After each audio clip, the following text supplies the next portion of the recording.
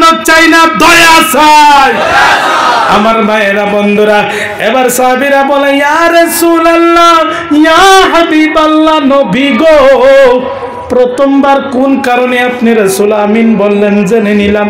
2 নম্বরে আপনি রাসূল কেন আমিন বললেন? আমার নবী বলেন, সাহাবীরা রে, আমি রাসূল যখন মিম্বরে দাঁড়ানো অবস্থায় ছিলাম, আমার আল্লাহ আবার জিবরাইলকে পাঠিয়ে দিয়েছে। জিবরাইল বলেন, ইয়া রাসূলুল্লাহ, ইয়া হাবিবাল্লাহ, নবী গো, ও দয়াল নবী, ইয়া রাসূলুল্লাহ, নবীজি, আপনার কাল ময়দানে হাশরের দিন আপনার উম্মতদের মধ্যে আরো এক গুরু উম্মতের উপর আল্লাহর লানত থাকবে। তারা কারা জানেননি? যারা দুনিয়ার জমিনে মা বাবারে পাইলো, মা বাবার খেজমত করলো না, যারা মারে পাইছে নতুবা মা পাইছে, বাবা পাই নাই ওই মায়ের খেজমত করলো না, বাবা পাইছে মায়ের পাই নাই ওই বাবার খেজমত করলো না।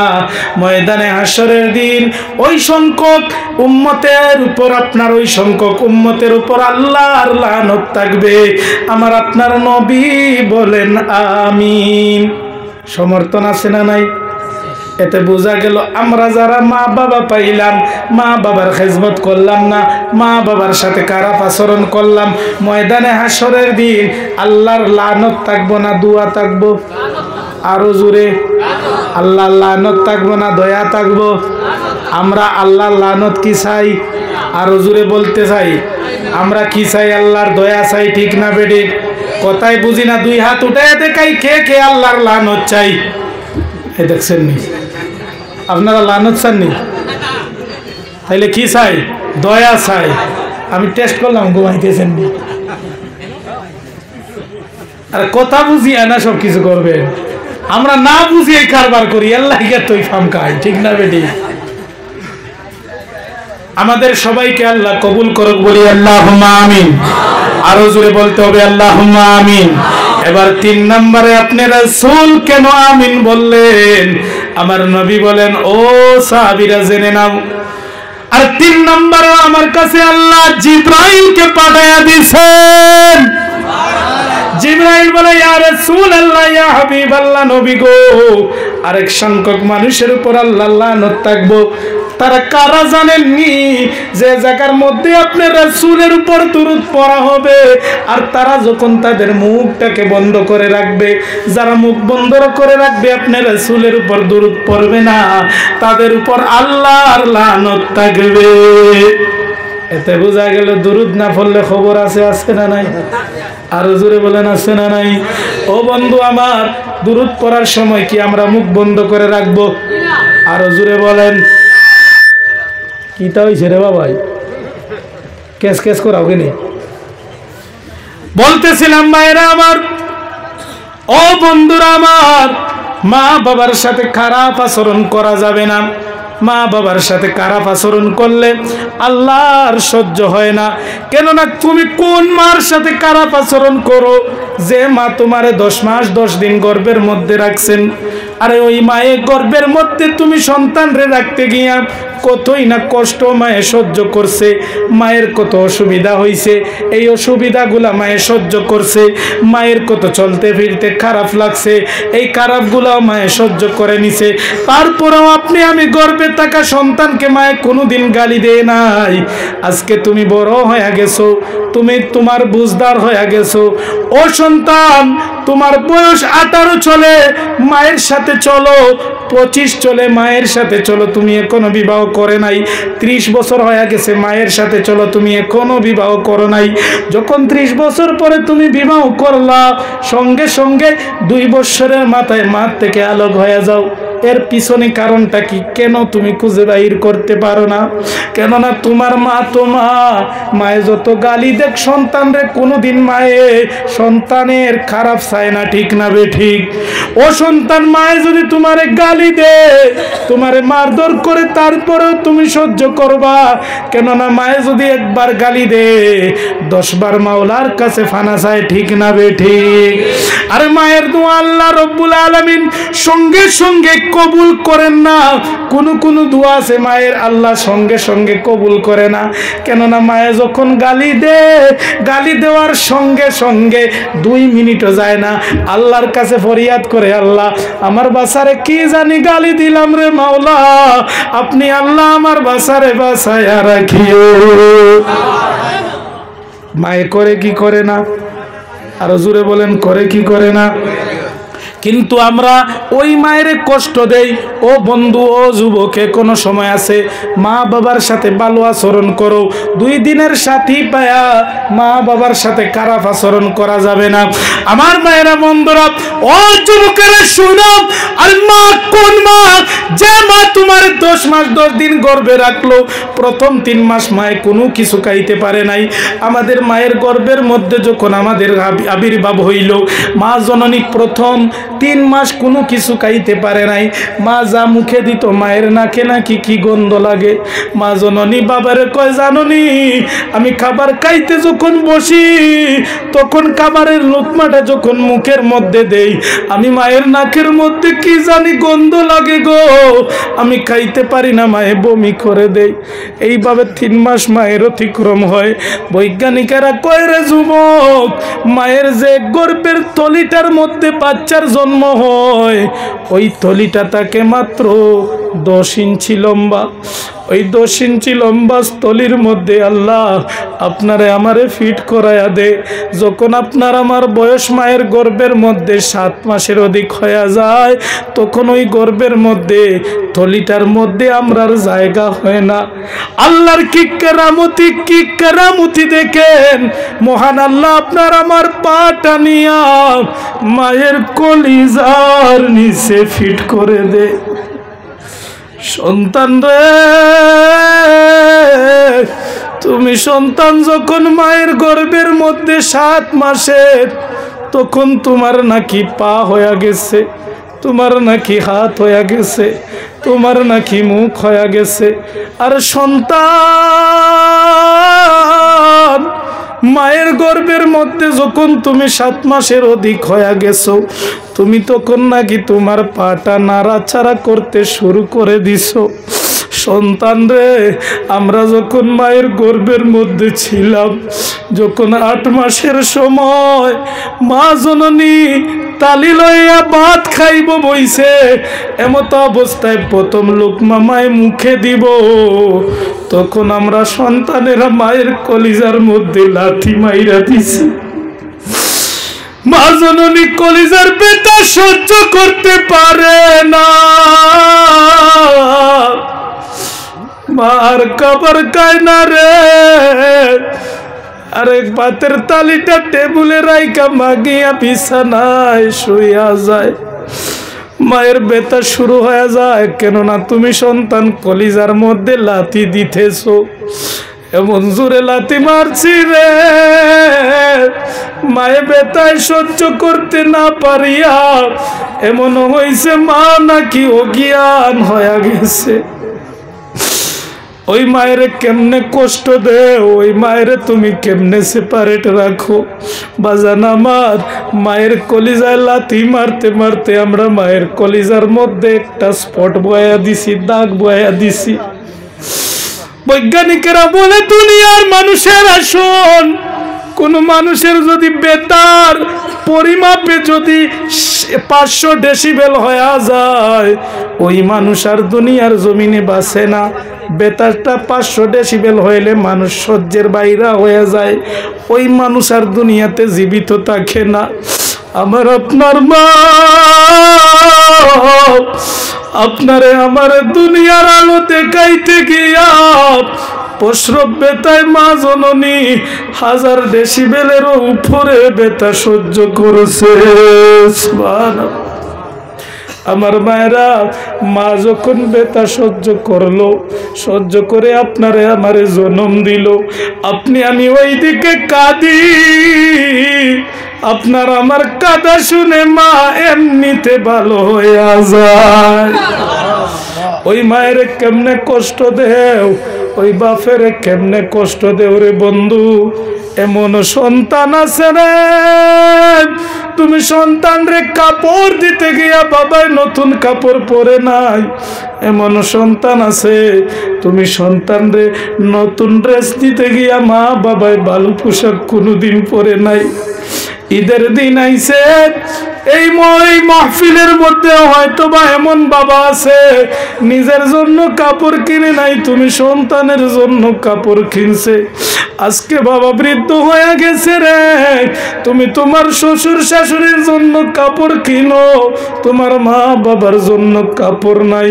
যুবক জেনে নে, এখনো সময় আছে। তোর মা বাবা যদি জীবিত থাকে দৌড়াইয়া গিয়া মায়ের পায়ে ধইরা ক্ষমা চাও, কেননা ওই মায়ে যদি ক্ষমা না করে মদিনার আলিম হইলেও জান্নাত নসিব হবে না।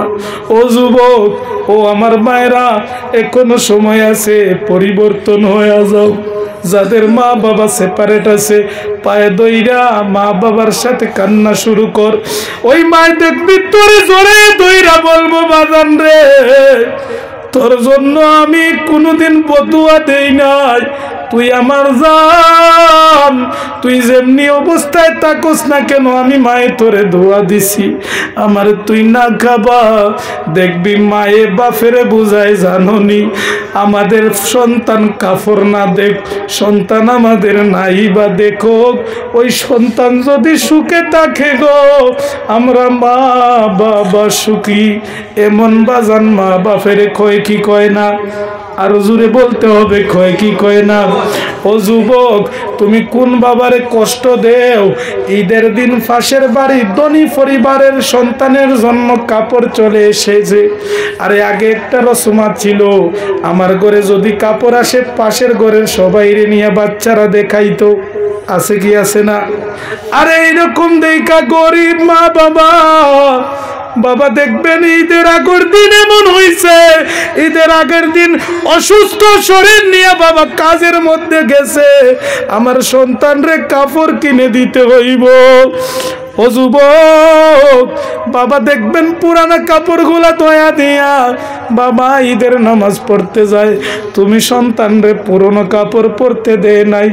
ওই বাপরে তুমি কেমনে কষ্ট দেও, যে বাবা কোনো জায়গার মধ্যে গেছে আর মানুষ তারে ভালো কিছু খাইতে দিছে, কোনো প্রোগ্রামের মধ্যে গেছে, কোনো বা মিটিংয়ের মধ্যে গেছে, মিষ্টির মশাটা বাবার হাতে দিছে, ওই বাবা মিষ্টির মশা খুলে খায় নাই, তুমি সন্তানের জন্য পকেটে কইরা নিয়ে আইছে। ওই সন্তান তুমি কোন বাপেরে কষ্ট দেও, কোন বাপেরে বুড়া খয়া ডাক দেও, কোন বাপরে কও আমার বাড়ির বুড়ার কথা শুনিও না, কোন বাপেরে কও তুমি সব কিছুর মধ্যে কথা কইও না। এমন সন্তান আছো, সন্তান জেনে রেখো রে, যারা মা বাবা হারায়া দিছো। মা বাবা কি দন তারাই বুঝে যাদের মা বাবা নাই, যাদের মা বাবা কবরের মধ্যে চলে গেছে।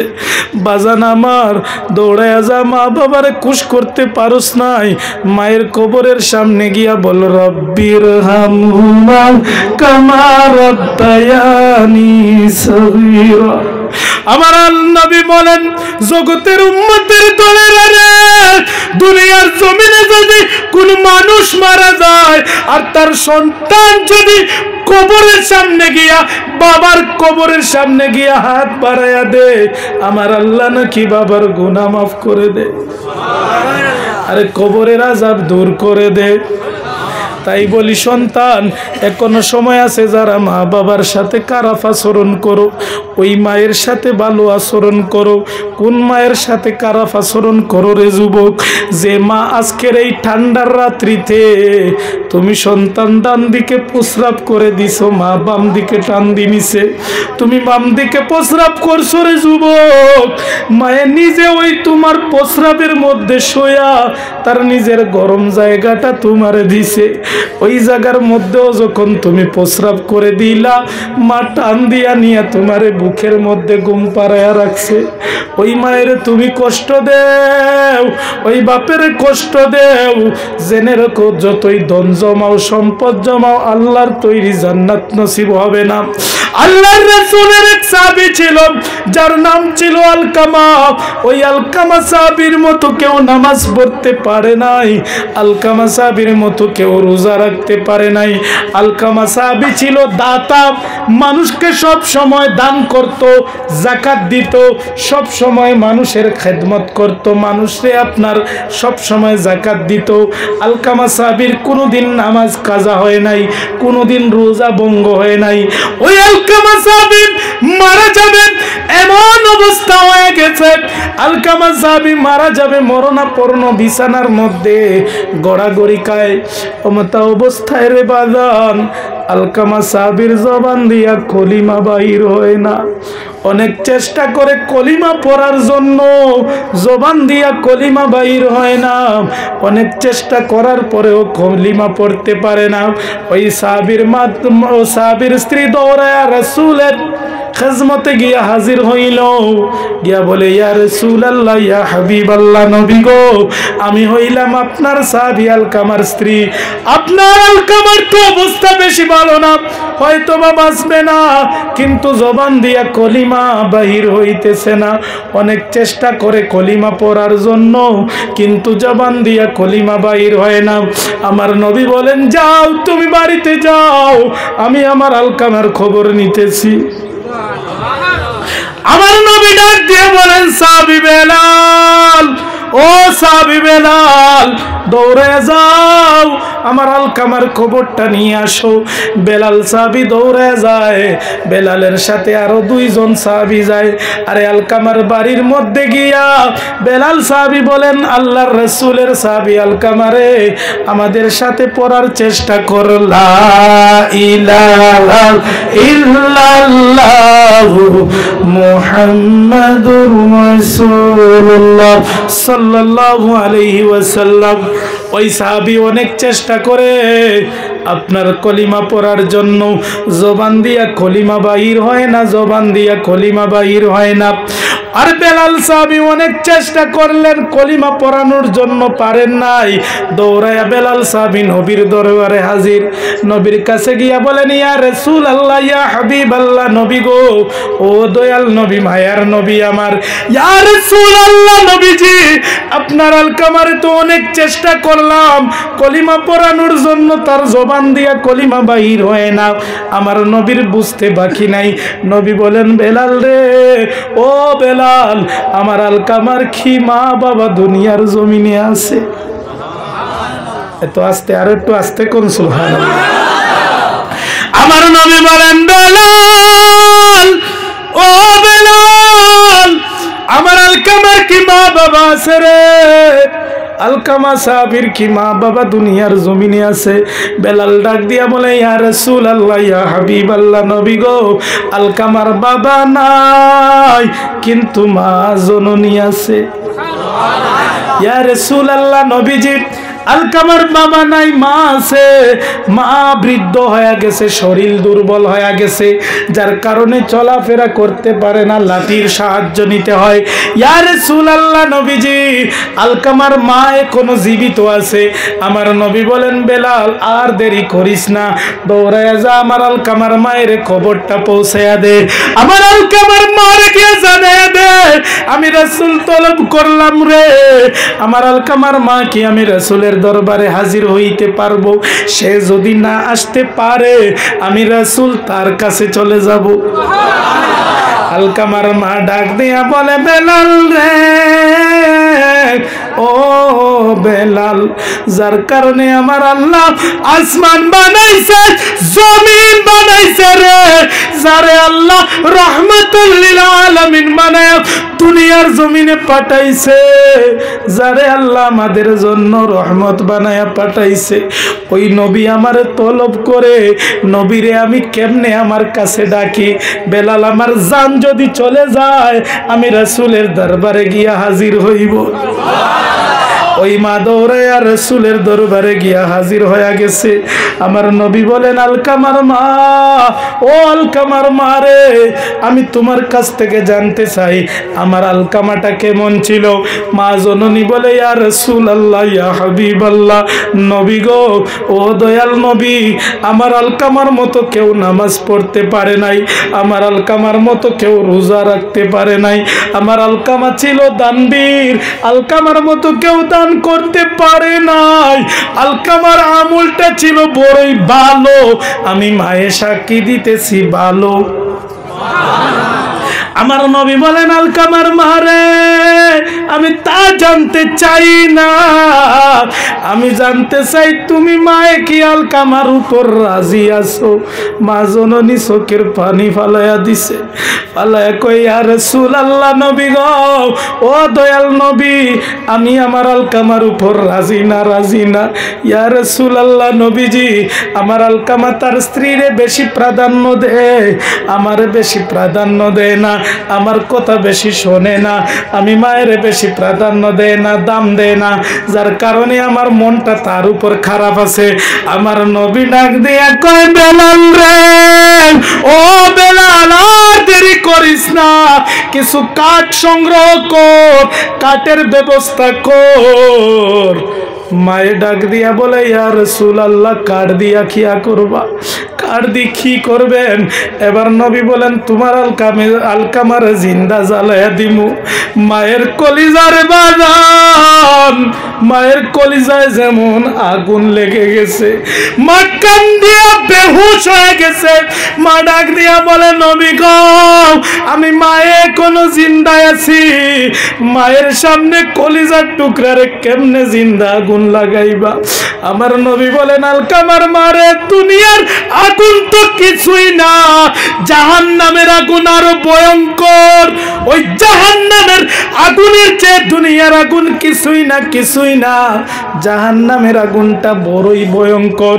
ও আলকামার মা, আজকে তুমি মা যদি তোমার সন্তান আলকামার উপর রাজি না হও, খুশি না হও, আলকামার জবান দিয়া খলিমা বাইর হবে না, কেননা তুমি মা তার উপর নারাজ আছো। আর বিনা কলিমায় যদি আলকামা মারা যায়, যতই নামাজি হোক, যতই রোজাদার হোক, যতই দানদার হোক, জাহান্নাম ছাড়া কোনো উপায় নাই। ও আলকামার মারে, তুমি মা রাজি হয়ে যাও, খুশি হয়ে যাও, আমার আল্লাহ নাকি আলকামারে হয়তো বা মাফ করে দিব। মা জননী ডাক দিয়া কয়, নবী গো, আমার সন্তান কলিজার টুকরা জাহান্নামে জ্বলবো, আমি মা তা চাই না। ইয়া রাসূলুল্লাহ, আমি আমার সন্তান রে মাফ করে দিলাম, আল্লাহ যেন আমার সন্তান রে মাফ করে দেয়। আরে বেলাল সাহাবী ডাক দিয়ে বলে, জগতের মানুষেরা শুনে নে, আমি বেলাল দৌড়ে আলকামার বাড়ি পর্যন্ত গেলাম, আলকামার ঘরে ঢুকতে পারি নাই, ঢুকতে পারি নাই। আলকামার ঘরের দরজা বরাবর যখন হইলাম, আমি বেলাল স্পষ্ট শুনতে পাই, আলকামা ঘরের মধ্যে জোরে জোরে চিল্লায়া পড়ে, লা ইলাহা ইল্লাল্লাহু মুহাম্মাদুর রাসূলুল্লাহ সাল্লাল্লাহু আলাইহি ওয়াসাল্লাম। তাই বলি যুবক, মা বাবারে কষ্ট দেওয়া যাবে না, মা বাবার সাথে খারাপ আচরণ করা যাবে না, মার কলিজার মধ্যে আঘাত দেওয়া যাবে না, মার সাথে খারাপ আচরণ করা যাবে না, বাবার সাথে খারাপ আচরণ করা যাবে না। অনেক যুবক আছো যারা মা বাবার সাথে খারাপ আচরণ করো, মা বাবার সেপারেট কইরা দিছো। যুবক, তোর হাতে ধরি, দুই কানা পা দে, তোর পায়ে দইরা বলি, আজকে দৌড়ে যাও, ওই মা বাবার পায়ে দইরা ক্ষমা চা।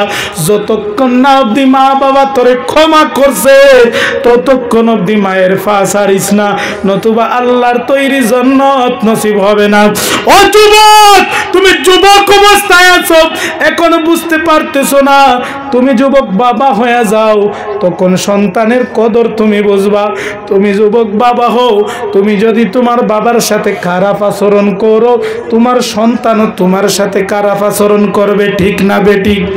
ও পর্দার আড়ালের পর্দানিশী মা বোনেরা গো, ও মা, তুমি আজকে তোমার শ্বশুরে নিজের বাবার মতো দেখো, শাশুড়িরে নিজের মায়ের মতো দেখো, দেখবা তোমার সংসারে শয়তান আগুন লাগাইতে পারতো না।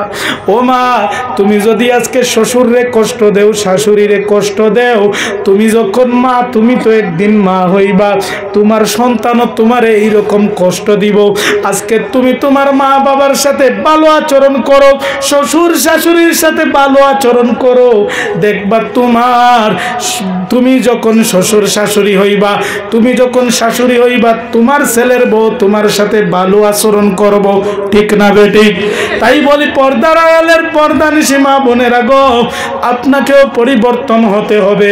কেননা তুমি তোমার শ্বশুর শাশুড়িকে নিজের মা বাবার মতো দেখো, কেননা তোমরা হইলা মায়ের জাতি, এই মায়ের জাতিটা হইলা সম্মানী। কেননা মহিলাদের, মেয়েদের আল্লাহর রাসূলও সম্মান দিছেন, ঠিক না বেঠিক? আরো জোরে বলতে হবে, ঠিক না বেঠিক? আরে আমার নবী বলেন, উম্মতের দল যার একটা মেয়ে আছে সে হইল একটা জান্নাতের মালিক, যার দুইটা মেয়ে আছে সে হইল দুইটা জান্নাতের মালিক, যার তিনটা মেয়ে আছে সে আমি রাসূলের সাথে জান্নাতি।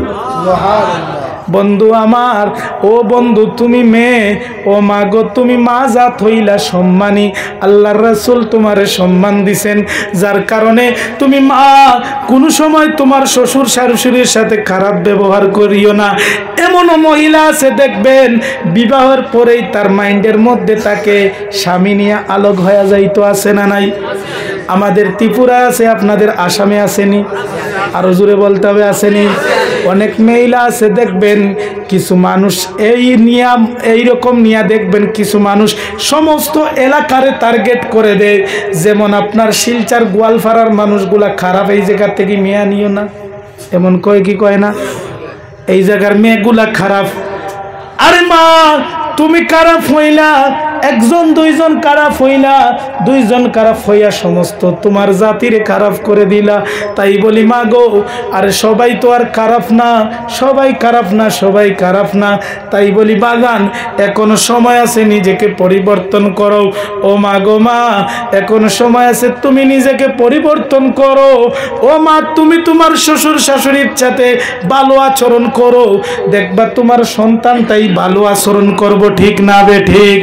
আর দেখবেন প্রত্যেক মহিলাদের আমি খারাপ বলবো না বাজান, এমনও মহিলা আছে ভালো বর্তমানে। কেননা বর্তমানে এই যুগটা নষ্ট করতেছে, আমরা দেখবেন আমাদের নিজের সন্তানদের ইসলামিক শিক্ষা দিতেছি না, ইসলামিক শিক্ষার অভাব, যার কারণে আমরা ঘরের মানুষেরা হোক আর বাইরের মানুষেরা হোক এই আচরণটা করতেছে, ঠিক না বেঠিক?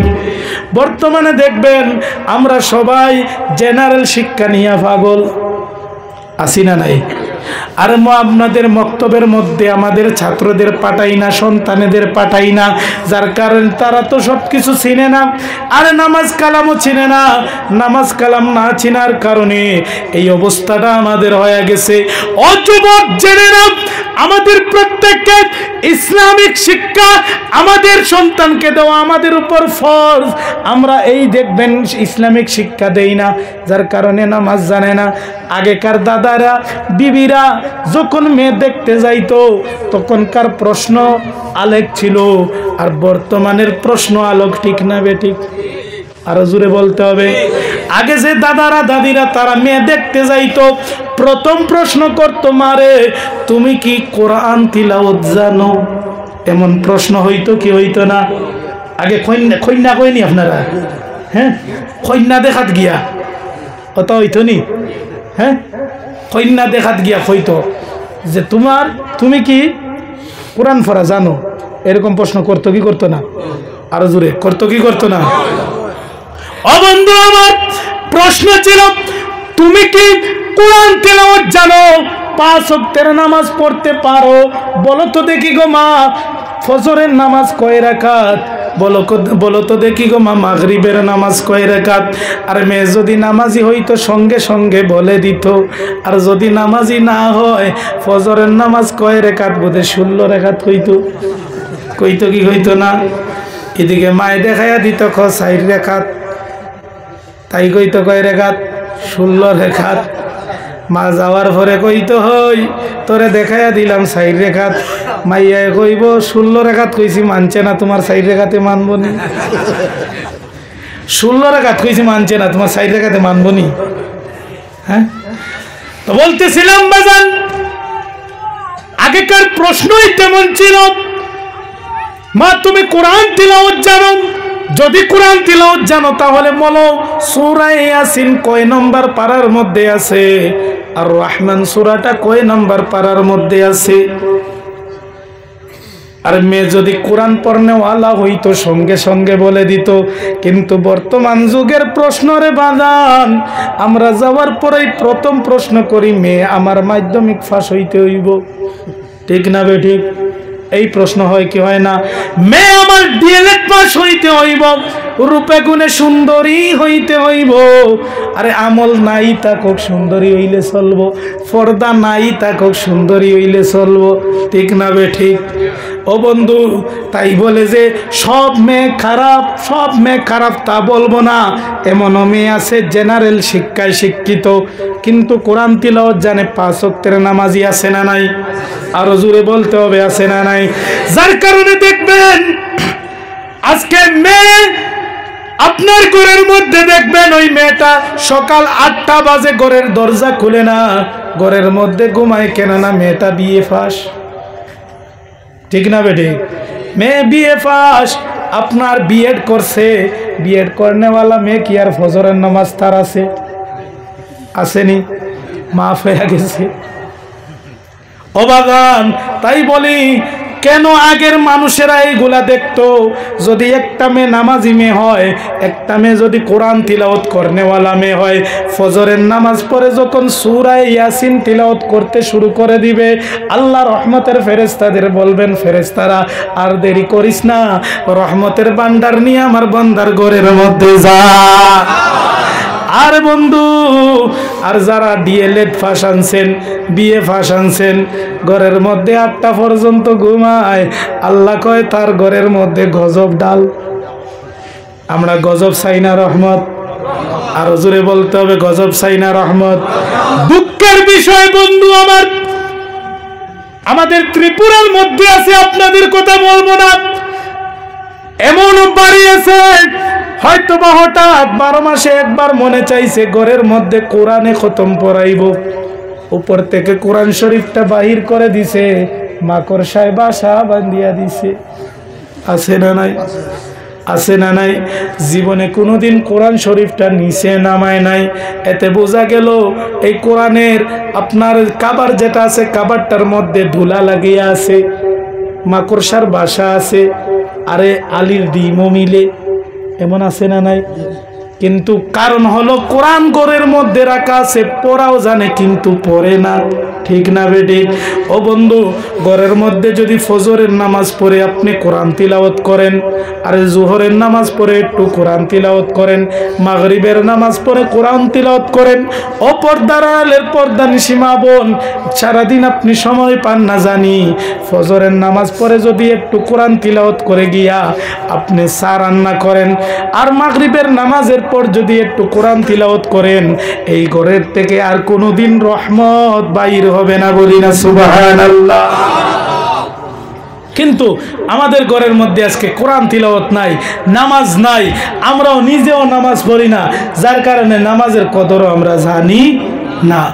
আমার ভাইরা বন্ধুরা, তার কারণে আমরা জান্নাতি হতে হলে নামাজের দরকার আছে না নাই? আরো জোরে বলতে হবে, আছে না নাই? আমরা জান্নাতে যাইতে হলে নামাজ পড়তে হবে কি হবে না? আমরা জান্নাতি হতে চাই না জাহান্নামী? আরো জোরে বলতে হবে, জান্নাতি না জাহান্নামী? দুইটা হাত উঠে দেখাই, কে কে যাইতে চাই জাহান্নামে? দেখছেন নি?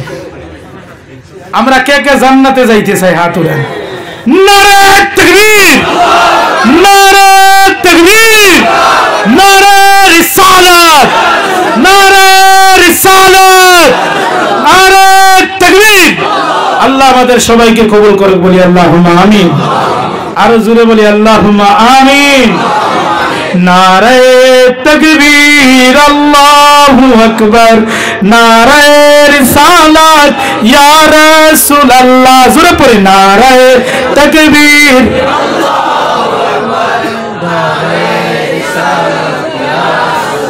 আজান। আমার এই মাহফিলে যে আমরা বসে আছি, এতে খুশি না বেজার? আরো জোরে বলতে হবে, খুশি না বেজার? আল্লাহ যদি কাল ময়দানে হাসরের দিন কঠিন সংকটের সময় আজকের মাহফিলটা যদি কবুল করে নেন, আল্লাহ আমাদের জান্নাতি বানাইতে পারেন কি পারেন না? আরো জোরে বলতে হবে, পারেন কি পারেন না? দুইটা হাত উঠে দেখাই, পারেন কি পারেন না? এই দুইটা হাত নামাইবেন না, ফ্ল্যাগ বানাই। নারে তাকবীর, আল্লাহু আকবার, নারে রিসালাত ইয়া রাসূলুল্লাহ, নারে তাকবীর, আল্লাহ জুড়ে, নারে রিসালাত, নারে তাকবীর, আল্লাহু আকবার, নারে রিসালাত। সিদ্দিক, ফারুক, উসমান, হায়দার, চারজন সাহাবী সবচেয়ে বেহতর।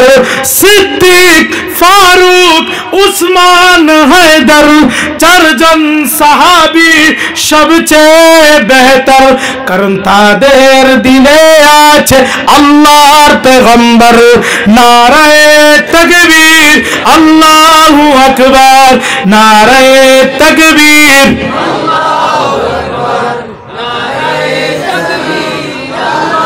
জুড়ে সবাই, জবান বন্ধ করা যাবে না। নারে তাকবীর, আল্লাহু আকবার, নারে রিসালাত।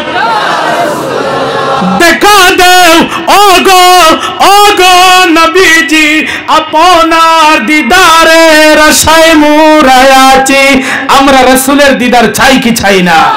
আরো জোরে বলতে হবে, চাই কি চাই না? আমরা রাসূলের দিদার চাই কি চাই না? আল্লাহর জান্নাত চাই কি চাই না? জাহান্নাম থেকে বাঁচতে চাই কি চাই না?